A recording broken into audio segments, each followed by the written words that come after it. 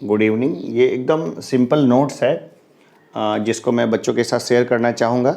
और the rise of nationalism in Europe, ये chapter 1 है।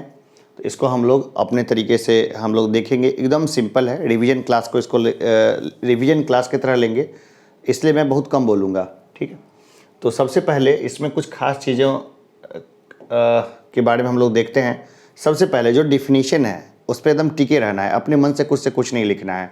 तो बार बार मैं बोलूँगा कि इसको रिवीजन करो। जैसे कि नेशन को स्टेट भी बोलते हैं, तो नेशन स्टेट किसको बोलते हैं? A large number of peoples of mainly common descent, language, history, inhabiting a territory bounded by defined limits and forming a society under one government is called a nation. देखिए, सबसे बढ़िया example है ये nation जो है ना, ये वाला एग्जाम्पल है। ये एकदम जो पीसीएस के एग्जाम्स होते हैं वहाँ पर भी इस तरह का डेफिनेशन लिख सकते हैं। इसमें किसी डायमेंशन को नहीं छोड़ा गया है। एक बहुत बड़े पैमाने पे लोग जो कि क्या है, एक कॉमन पहचान रखते हैं, एक जैसी पहचान रखते हैं, एक जैसी भाषा होती है, एक जैसी इतिहास है, एक जैसी जगह पे रखते हैं जहाँ पे फिक्स टेरिटरी है, बाउंडेड है, यानी कि एक बाउंड्री के जरिए बाउंडेड है। तो और एक सोसाइटी बनाते हैं एक सरकार के अंदर में, उसी को क्या बोलते हैं? नेशन बोलते हैं। ठीक है, लेकिन भारत के मामले में ये वाला मामला फेल हो जाता है, क्योंकि भारत जो है ना, वहाँ पे बहुत सारे कल्चर के लोग रहते हैं। इसलिए भारत को बोला जाता है कि इंडिया इज ए प्लुरलिस्ट कंट्री, यानी कि भारत एक बहुलवादी देश है। और इतने भाषाई और इतने जाति समाज के रहते हुए भारत का एग्जिस्ट करना अपने आप में यूरोपियन और बाकी के लिए आश्चर्य का विषय है। और भारत के ऊपर काफ़ी रिसर्च होता है फॉरेन के यूनिवर्सिटीज़ में। ठीक है, तो ये डिफिनेशन एकदम घोट लेना है, एकदम याद रहना चाहिए। एक बार लिखा, एक बार पढ़ा, फिर कुछ समय के बाद फिर पढ़ा, 3 दिन के बाद फिर पढ़ा, 4 दिन के बाद फिर पढ़ा, टेस्ट दिया और ये सब डिफिनेशन दिमाग में एडजस्ट कर लिया, घोट लिया। ठीक है, आगे हम लोग देखते हैं Frederic Sorrieu and his visualisation. ठीक है, इसका मामला भी मैं देखता हूँ। विजुअलाइजेशन मतलब क्या होता है? कल्पना करना। ठीक है, तो क्या है? Frederic Sorrieu and his visualisation. In 1848 Frederic Sorrieu, a French artist. Frederic Sorrieu कौन है? एक फ्रेंच आर्टिस्ट है, एक कलाकार है, फ्रेंच कलाकार। Prepared a series of 4 prints visualising his dream of a world made up of democratic and social republics as he called them.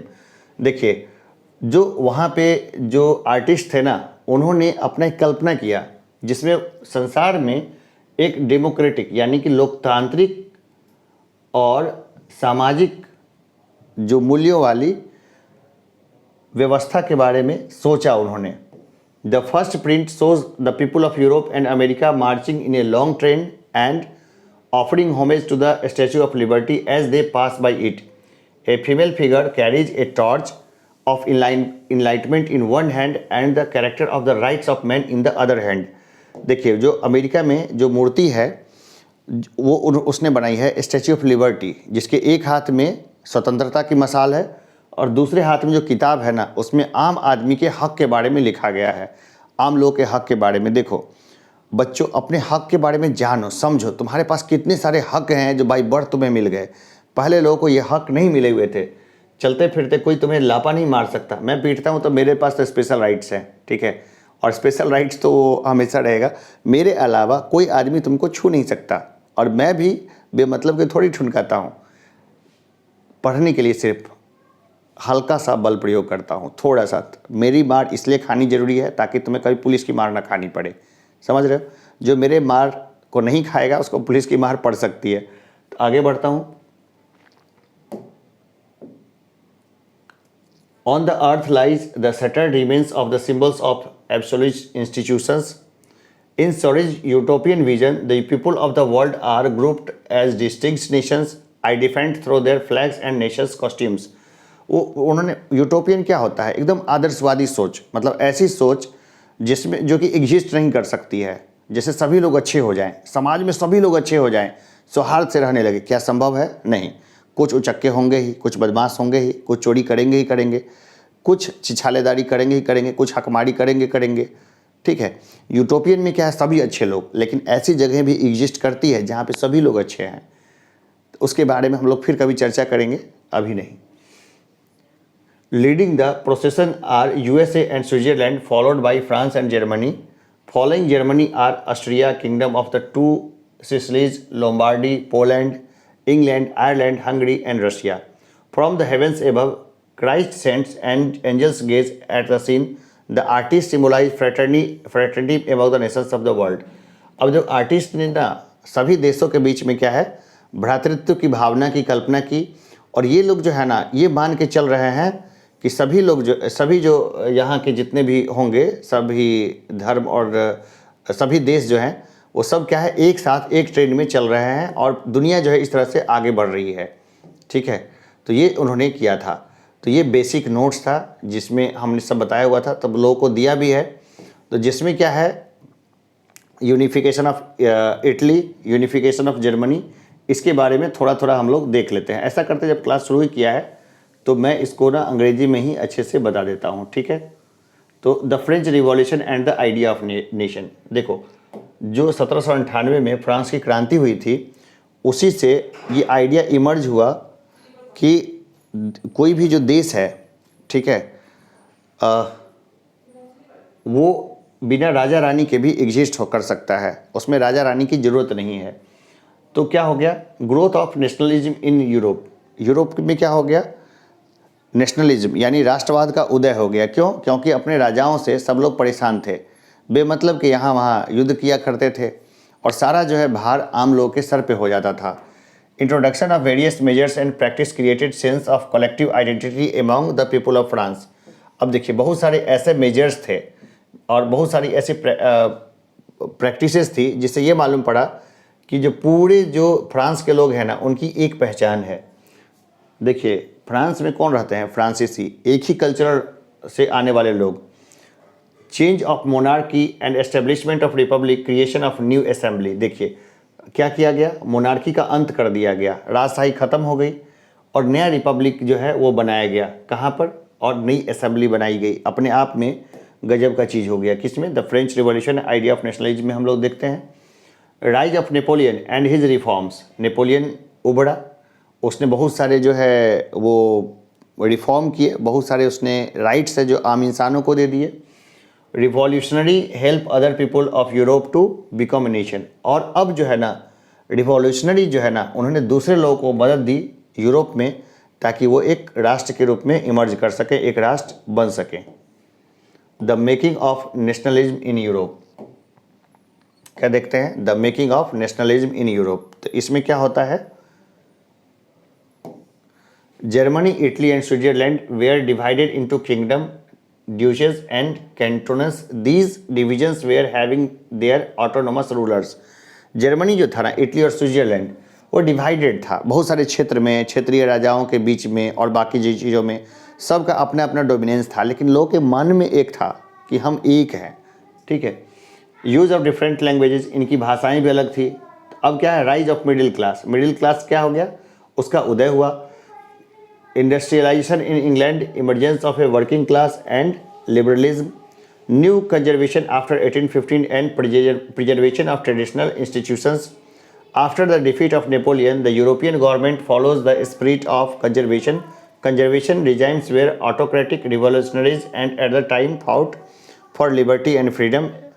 अब देखो क्या हो गया ना कि जैसे वो हारा नेपोलियन ने क्या किया था, फिर नाक में दम कर दिया। फ्रांस की राजक्रांति के बाद नेपोलियन का उदय हुआ। नेपोलियन ने कुछ अच्छे काम किए, लेकिन फिर बाद में वो वही है कि विश्व विजेता देखने का सपना उसके भी मन में आया। और इसके बाद नेपोलियन जो है ना, वो उसकी कहानी चली। नेपोलियन को फिर लास्ट में सेंट हेलेना द्वीप पे निष्कासित कर दिया गया, वहाँ उसकी मृत्यु हो गई। और उसके बाद से कहानी में फिर ट्विस्ट आ जाता है। ठीक है, जिसमें क्या हो गया कि यूरोप के जो बाकी देश थे वो अपने आज़ादी और एकता के लिए फिर आपस में क्या कर गए, जो ज़्यादा ही कॉन्शस हो गए और आपस में एक होने लग गए। तो यूनिफिकेशन ऑफ इटली में देखते हैं कि Giuseppe Mazzini had played an important role in the unification of Italy. He formed a secret society called Young Italy in Marseilles to spread his goals. देखो, मैजिनी जो थे ना, उन्होंने क्या किया, बहुत बड़ा रोल किया इटली के एकीकरण में।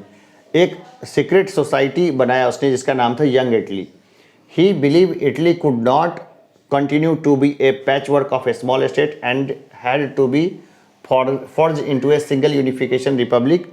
During 1830s, Mazzini sought to put together a coherent program for a unitary Italian republic.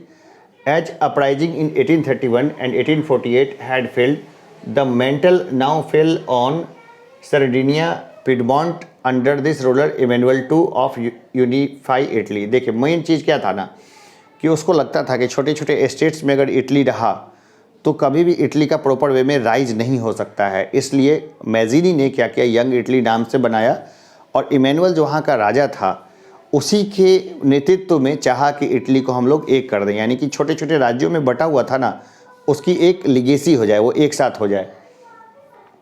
तो ठीक है, और ये हो गया। अब यूनिफिकेशन ऑफ जर्मनी में देखते हैं। In the 18th century Germany was divided into a number of states. 18वीं शताब्दी में जर्मनी कई टुकड़ों में बटा हुआ था। Some of these states ceased to exist during the Napoleon wars. At the end of the war there were still 39 independent states in Germany. Prussia was most powerful, dominated by big landlords known as Junkers. वहाँ पे उस समय क्या जमींदारों का शासन था जिसको जंकर्स बोलते थे, और पर्सिया उससे था। 39 स्टेट्स में जर्मनी था, वो टूटा हुआ था। अब जर्मनी को आप देखिएगा ना तो बिहार से कितना बड़ा है मुझे बताना है कि बिहार से कितना बड़ा है Germany.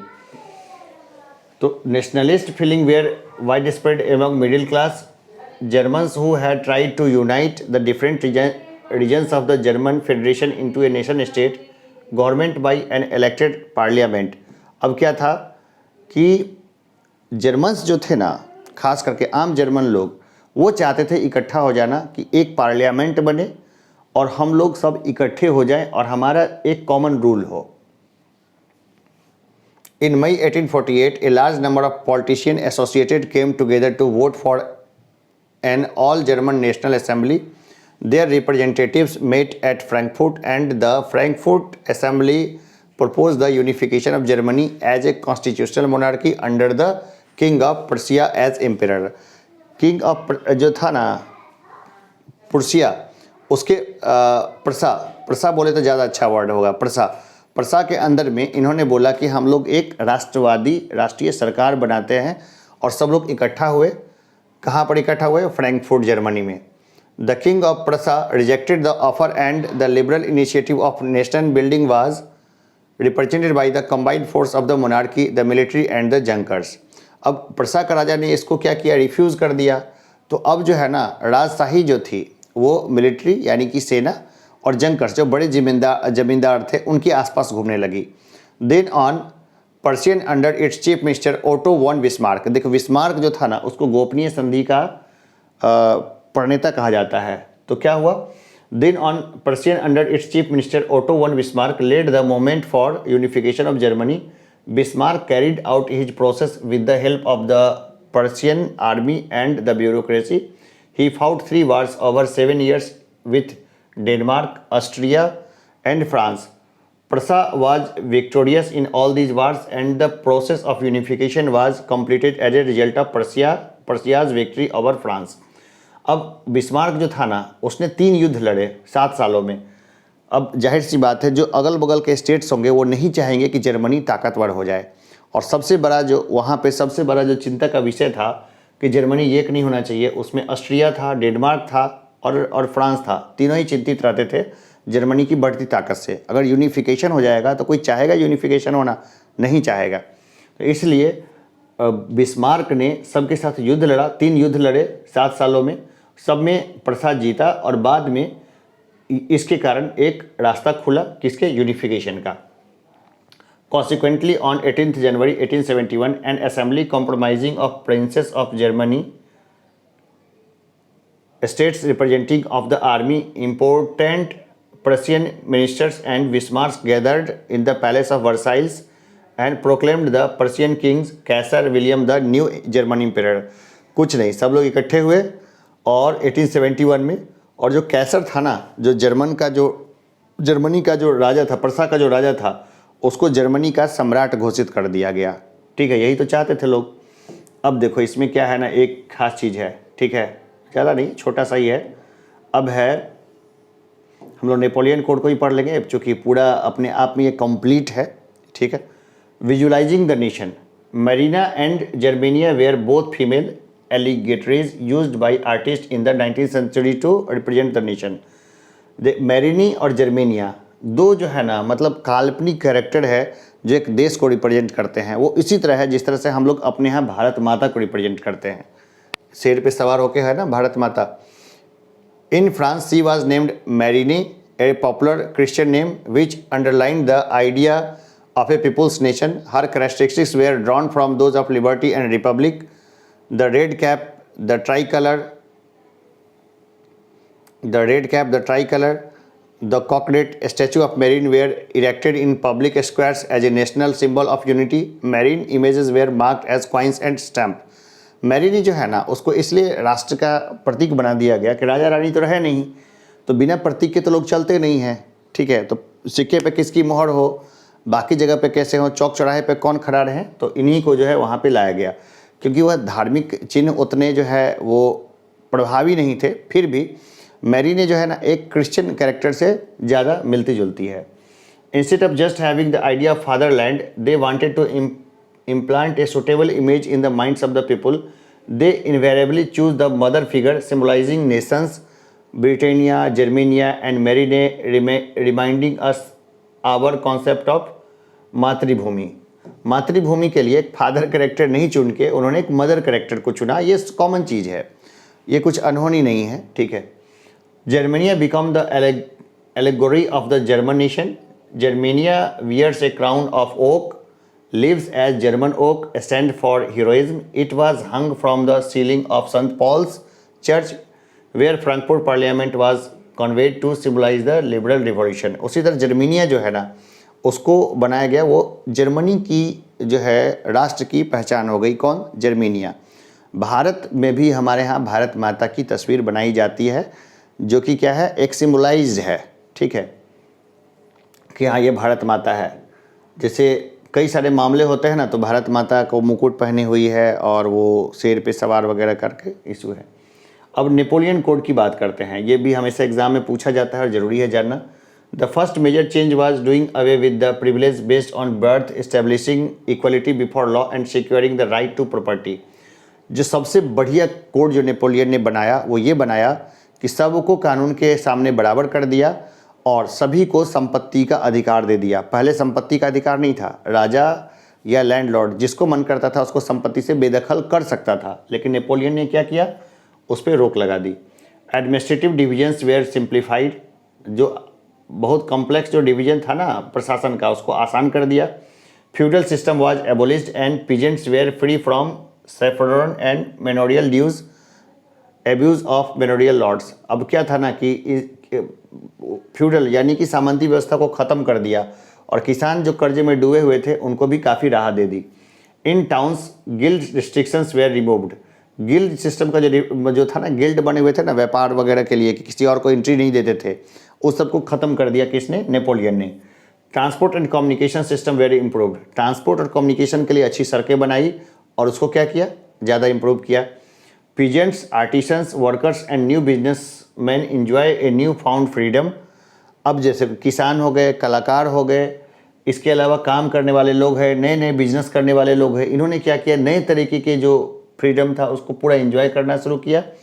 Businessman and small scale producers of goods in particular begin to realise that uniform law, standardise weigh and measure and a common national currency would facilitate the movement and exchange of goods and capital from one region to another region. वो बहुत अच्छा किया है Napoleon ने। उसने क्या किया, देखो छोटी छोटी चीज़ें हैं, जैसे एक नेशनल करेंसी का ले आना ताकि उसकी वैल्यू फिक्स हो जाए, ये बहुत बड़ा अचीवमेंट था जो नेपोलियन लेकर के आया था। साथ ही एक ही मेजरमेंट हो जाना, कि एक ही वजन हो जाना पूरे राष्ट्र में, ये भी बहुत बड़ा था, ताकि आसानी कितनी हो गई ना कि यहाँ से वहाँ कोई चीज़ जा रही है तो उसमें बहुत आसानी है। हम लोग देखो बहुत सारी चीज़ें बनी हुई है, उसका फ़ायदा हम लोग डेली बेसिस पे लेते हैं, लेकिन हम लोग जो है ना पता नहीं उसके बारे में सोचते हैं या नहीं सोचते हैं। पढ़ते इसलिए हैं ताकि हम लोग उन सब चीज़ों के बारे में गहराई से सोच सकें।